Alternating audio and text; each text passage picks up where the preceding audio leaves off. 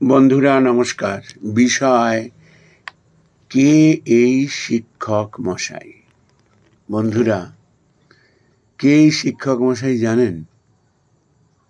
যিনি তার জীবন দিয়ে, তার জীবন শৈলী দিয়ে দেখিয়ে দিয়েছিলেন যে মন এবং মুখ এবং কর্ম কিভাবে রাখতে হয়। তিনি বলেছিলেন যে এই যে সৌর শক্তির হাজারো গুণাবলী, এর মূলে কে? সূর্য। তাকে যদি তুমি ধরতে পারো, এই যে হাজার হাজার সৌর শক্তির যে গুণাবলী, তার সন্ধান তুমি পাবে।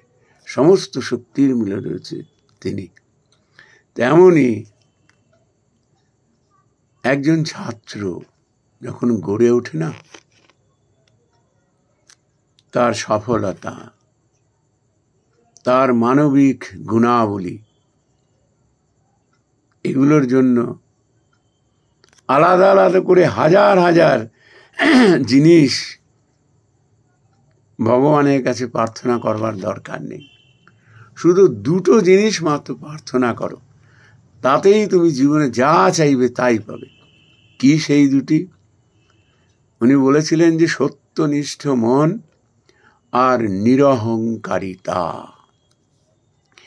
এই দুটি যদি ভগবানের কাছ থেকে কেউ আদায় করে নিতে পারে, সফলতা তার পেছনে পেছনে দৌড়াবে। মানবিক গুণাবলীতে সে হয়ে উঠবে একজন দৃষ্টান্ত। বন্ধুরা, ইনি তো এগুলো খালি মুখেই বলেননি, সংসার জীবনে এবং বিদ্যালয়ে, তার কর্মজীবনে,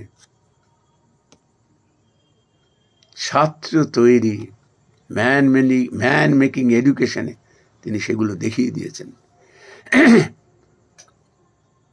এনার 6টি সন্তান,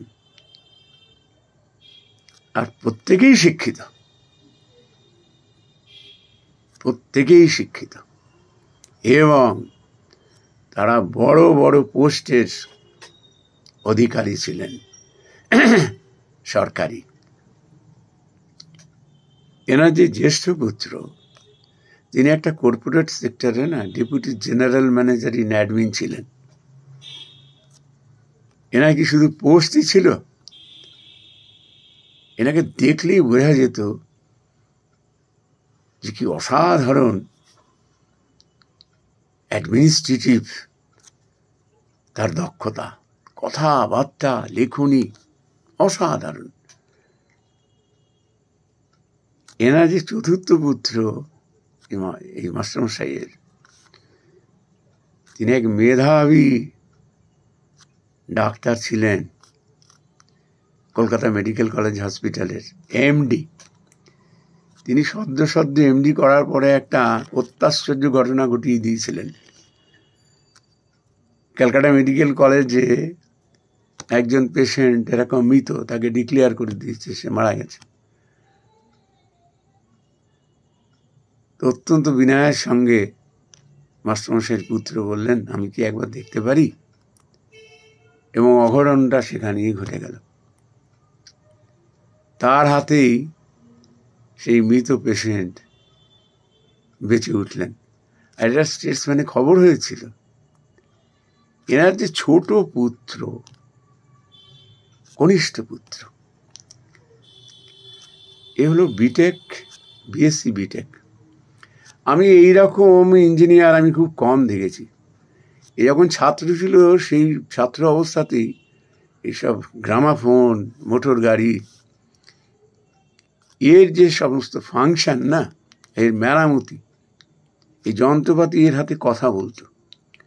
পরবর্তীকালে একটা কর্পোরেট সেক্টরে তিনি অত্যন্ত দক্ষ ইঞ্জিনিয়ার হিসেবে ভীষণ সফলতা অর্জন করেছিলেন এবং অনেক কন্ট্রিবিউশন আছে তার।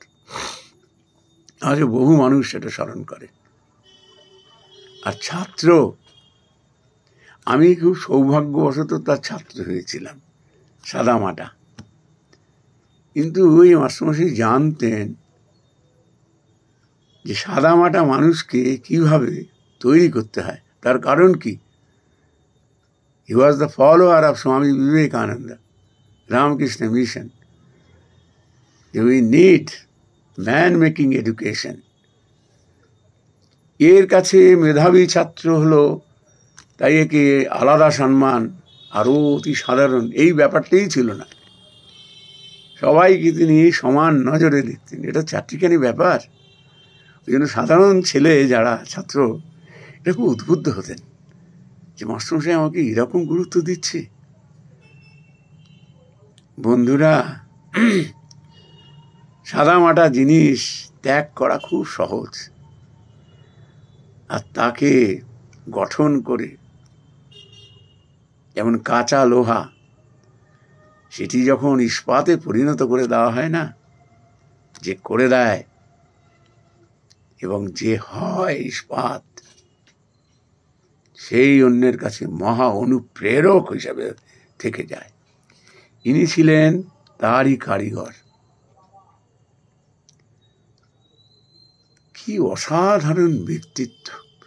ওনার সৌম্য মুখটা মানুষ দেখলেই না মুগ্ধ হয়ে যেতেন। নকশাল পিরিয়ডে তার কাছে সামনে এসে দাঁড়িয়ে সবার মাথা নিচু হয়ে যেত। কেন জানেন? তার কারণ ছিল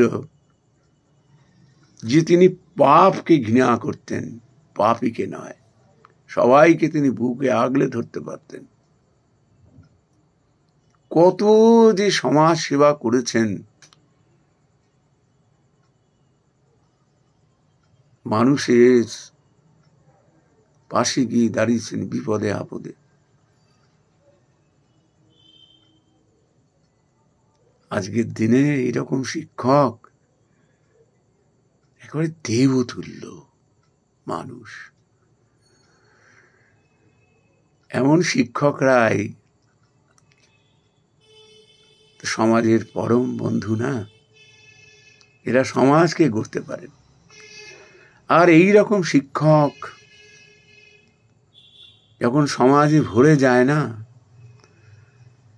তখন সে সমাজে খারাপ বলে আর কেউ থাকে না।